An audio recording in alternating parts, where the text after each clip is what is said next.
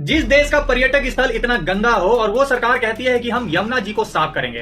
अरे मैडम जी, पहले अपने उस पर्यटक स्थल को साफ कीजिए जहां पर विदेशी सैलानी से लेकर देश के तमाम लोग घूमने आते हैं, और वो है इंडिया गेट राष्ट्रपति भवन, जहां पर नहरों का इतना बुरा हाल है। फाउंटेन है जो आप देख रहे हैं वीडियो में, उन पानी के अंदर काई लग गई है।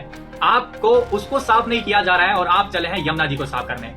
रेखा गुप्ता जी भले सीएम बने हुए उनको कई साल हो गए हैं, लेकिन उनसे ये काम तो नहीं हुआ है, लेकिन वो यमुना जी को साफ करने निकली है। पता नहीं होगा भी या नहीं होगा, ये जुमलेबाजी रहती है। जब तक इलेक्शन रहता है तब तक ये मुद्दा गर्म रहता है कि यमुना जी को हम साफ करेंगे, चाहे वो कांग्रेस के राज्य में हो, आम आदमी पार्टी के राज्य में हो। मतलब इन सभी पार्टियों ने मिलकर आम पब्लिक को सिर्फ बेवकूफ और चूरन खिलाने का ही काम किया है। आप अगर कभी इंडिया गेट घूमने गए होंगे तो आपको नहीं ये चीजें दिखती होंगी कि इतनी गंदी जगह पे मतलब काई जमी हुई है। मैंने खुद अपनी आंखों से देखा है, जहां पर हर दिन सैलानी इतने ज्यादा तादाद में इंडिया गेट को देखने आते हैं, वहां घूमने आते हैं। उनको ये सब चीजें दिखती होंगी तो उनको क्या लगता हुआ, क्या हम लंदन पेरिस में आ गए? एक तरफ जहां सरकार कहती है कि हम दिल्ली को स्विट्जरलैंड बनाएंगे, अरे पहले लैंड तो बना लीजिए अच्छे से, वहां पे इंफ्रास्ट्रक्चर तो ठीक कीजिए। जो चीजें हैं, आपसे एक फाउंटेन साफ नहीं हो रहा है, आप दिल्ली को स्विट्जरलैंड बना रहे हैं। दिल्ली में पोल्यूशन का इतना बुरा स्थल है कि हर जगह दिल्ली इस टाइम खुद ही पड़ी है। जहां जाइएगा रोड टूटे हुए हैं, मलबा डला हुआ है, कोई वहां पे एमसीडी का कोई सुनवाई नहीं। अगर आप घर से बाहर निकलोगे तो ऐसा लगेगा कि आप धूल के बवंडर में खुद सीखो। ये बुरा हाल हो रहा है दिल्ली का। लेकिन रेखा गुप्ता जी कहां बिजी है? गरीबों के मकान तोड़ने में बिजी है और गरीबों का हक छीनने में बिजी है।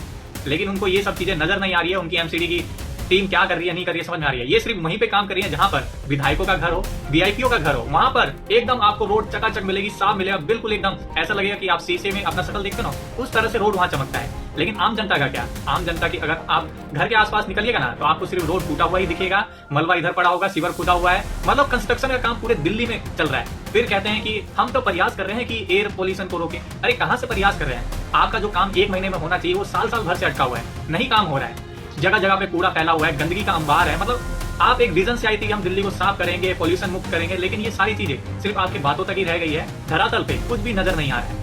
आपसे एक इंडिया गेट का ये फाउंटेन नहीं साफ हो रहा है तो मुझे नहीं लगता है कि आप दिल्ली का कायाकल्प करेंगे। सिर्फ आप गरीबों का झुग्गिया तोड़ेंगे। इतने साल से वो लोग झुग्गियों में रह रहे थे, उन्होंने घर बना लिया, 50-60 साल हो गया, मीटर लग गया, मीटर का बिजली बिल आने लग गया, पानी कनेक्शन हो गया, तब जाके आप लोगों का आंख खुल रहा है कि ये तो सरकारी जमीन पे बना हुआ है।